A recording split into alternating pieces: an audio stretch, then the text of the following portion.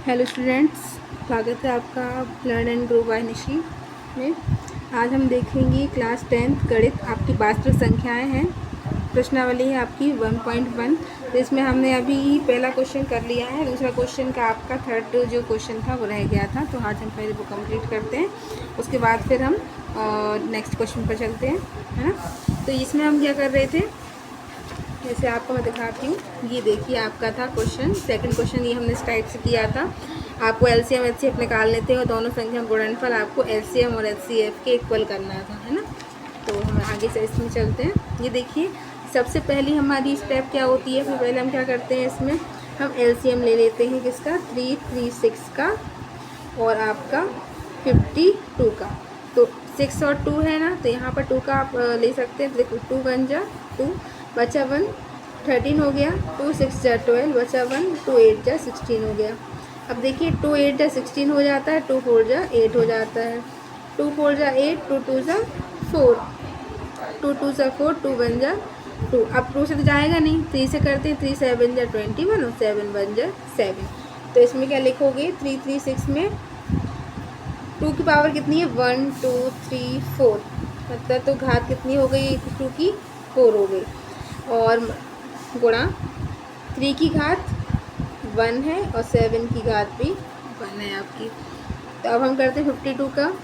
2 2 जा 4, 2 6 जा 12, 2 1 जा 2, 2 3 जा 6। अब ये देखिए अभाज्य संख्या है, तो अभाज्य संख्या हमेशा अभाज्य संख्या से ही आपको लेना होगा। तो यहाँ पर क्या हो जाएगी, 52 का हो जाएगा 2 की पावर 2 मल्टीप्लाई 13। ठीक है, तो ये हो गया आपका। अब देखो, अब जब ये होता है तो हमें एलसीएम भी निकालना होता है, तो हम पहले एलसीएम निकालेंगे इसका। तो हमने बताया था आपको पहले कि एलसीएम कैसे निकाला जाता है। 2 की पावर यहाँ 4 है और यहाँ 2 की पावर 2 है। तो देखो सबसे पहले क्या करते हैं, जो सबसे बड़ी घात होती है उसको ले लेते हैं। तो यह ले लिया हमने ये वाला। अब 3 देखो यहाँ तो है नहीं, लेकिन हमें लेना तो होगा। 3 भी लेंगे हम, 7 भी लेंगे, सब कुछ लेना होगा हमें इसमें। और यहाँ पे 13 लेंगे। अब इसको आपको गुणा करना है। 2 की पावर जो 2 की घात जो 4 है, इसको आप कैसे लोगे, इसका क्या हो जाएगा 16। कैसे कर सकते हो, ये देखो इस टाइप से आप साइड में कर सकते हो। 2 2 जा 4, 4 2 जा 8 और 8 2 जा क्या होता है 16, ये आ गया। 7 3 जा क्या होता है 21 और ये आ गया 13 आपका। ठीक है, इसको ले लो यहाँ से, इसको पहले इंटू कर ले। 16 आ गया, 2 6 जा 12 बचा 1, 2 1 जा 2 और 1 3, तो 6, 2 और 1 3 और 3। अब इसको कर दो 13 से। 13 से कितना होता है 78, 8 यहाँ ले लिया, 7 आपकी कैरी। 13 3 जा कितना होता है 39 और 7 आप ऐड करो कितना हो गया 46, 6 यहाँ आ गया, यहाँ पे 4 कैरी आ गया। 13 3 जा 39 हो जाएगा, 39 और 4 43 हो जाएगा आपका। ये आ गया आपका क्या एलसीएम। ठीक है, एलसीएम आ गया। अब आपको एचसीएफ और लेना है। तो यहाँ पे हम एचसीएफ लेते हैं। एचसीएफ देखो क्या है आपका, इसमें यहाँ पर देखो 2 की पावर यहाँ पर 4 है और यहाँ पर 2 की पावर 2 है, तो आपका एलसीएम क्या हो जाएगा 2 की पावर 2। एलसीएम में क्या करते हैं, हम बड़ी वाली घात लेते हैं और जो एचसीएफ होता है उसमें हम छोटी वाली घात लेते हैं। तो इसमें आपकी ये वाली आएगी एलसीएम। तो ये आ गई एलसीएम। तो क्या हो गया 2 2 जा 4, तो आपका एचसीएफ क्या आ गया 4। तो क्या बोला जाता है कि दो संख्याओं, इसमें बोला गया है दो संख्याओं का गुणनफल किसके बराबर होना चाहिए, एचसीएफ इंटू एलसीएम के। तो पहले क्या लिख दो एलसीएम, ये एलसीएम है आपका, इसमें आप एचसीएफ का गुणा कर दो। 4 8 जा कितना होता है 32, यहाँ 3 कैरी। 4 6 जा क्या होता है 24, 24 और 3 कितना हो गया 27, यहाँ 2 कैरी। 4 3 जा 12 और 2 14 का 4, यहाँ 1 कैरी और 4 4 जा 16 और 1 17। तो ये आ गए दो संख्या गुणनफल। अब इसी में आपको चेक करना है कि आपका एचसीएफ और एलसीएम सेम आ रहा है या नहीं। तो क्या हो जाएगा, एलसीएम कितना आया, सॉरी ये हमें यहाँ करना था ना। तो ये हो गया आपका इसका एचसीएफ और एलसीएम निकाल दिया हमने। अब हम निकाल देते हैं यहाँ पर दो संख्याओं का गुणनफल। तो संख्याएं क्या थी आपकी 336 और 52। इसका निकाल लेते हैं। 2 6 जा 12, 1 कैरी, 2 3 जा 6 और 1 7, 2 3 जा 6, यहाँ क्रॉस लगाया। 5 6 जा 30 होता है, यहाँ 3 कैरी, 5 3 या 15 और 3 18 का 8, 1 कैरी, 5 3 या 15 और 1 16, तो 2 का 2, 7 का 7, 6 और 8 कितना हो जाएगा 14 का 4, यहाँ 1 कैरी, तो यहाँ पर आ गया 7। देखिए 17 4 7 2, 17 4 7 2, मतलब यहाँ पर हमारा आंसर सेम है। इसका मतलब हमारा आंसर दोनों ठीक है। इसकी जांच जो करनी थी हमने, वो जांच के हिसाब से आपका ये आंसर सही है ना। तो ये कंप्लीट होता है आपका 2 क्वेश्चन कंप्लीट हुआ।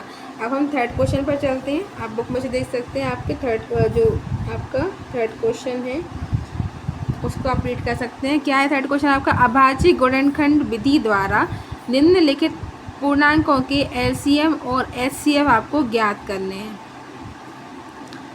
अभाज्य गुणनखंड विधि जो अभी यहाँ कर रहे थे ना हम, इसी टाइप से आपको सिर्फ क्या निकालना है एलसीएम और एचसीएफ। आपको कोई जांच नहीं करनी है इसमें, तो हम डायरेक्ट लिखते हैं। इसमें क्या है क्वेश्चन आपका? 12, 15 और 21। तो डायरेक्ट करते हैं। एलसीएम 12 का ले लो, 15 का ले लो और 21 का। और याद रखना है आपको सिर्फ अभाज्य गुणनखंड से ही लेना है। अभाज्य गुणनखंड क्या होते हैं आपके? 2 हो सकता है, 3 हो सकता है, 5 हो सकता है, 7 हो सकता है ना। तो पहले 2 से जा रहा है, क्या जा रहा है? 2 6 जा 12, 2 3 जा 6। अब यहाँ पर 3 से ही जाएगा, 3 1 जा 3। यहाँ पर देखिए 3 से ही जाएगा, 5 2 से नहीं जा सकता क्योंकि 5 है लास्ट में। 3 5 जा 15 और 5 1 जा 5। अब यहाँ देखिए क्या 3 से जा रहा है, जाएगा 3 7 जा 21 और यहाँ 7 है, 7 1 जा 7, क्योंकि अभाज्य संख्याएं हैं आपकी। तो यहाँ पर लिखिए 12 का कितना हुआ? 2 की घात कितनी है? 2।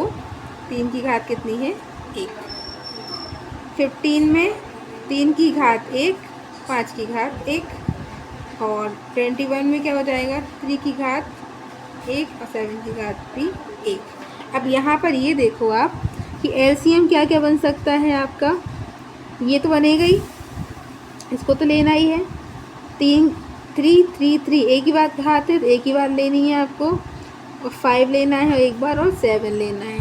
तो 4 3 जा 12 हो जाएगा, 12 5 जा 60 हो जाता है। 67 जा कितना होगा? 420। तो ये आ गया आपका एलसीएम।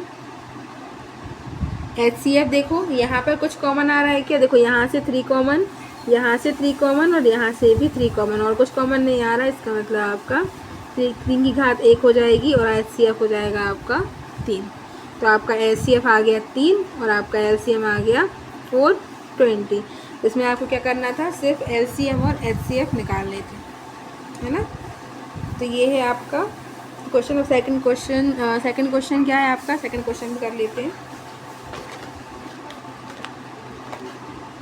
देखिए सेकंड, इसमें 3 क्वेश्चन हैं आपके। तो अब फर्स्ट क्वेश्चन हो गया, अब सेकंड और थर्ड क्वेश्चन आपको होमवर्क में करना है।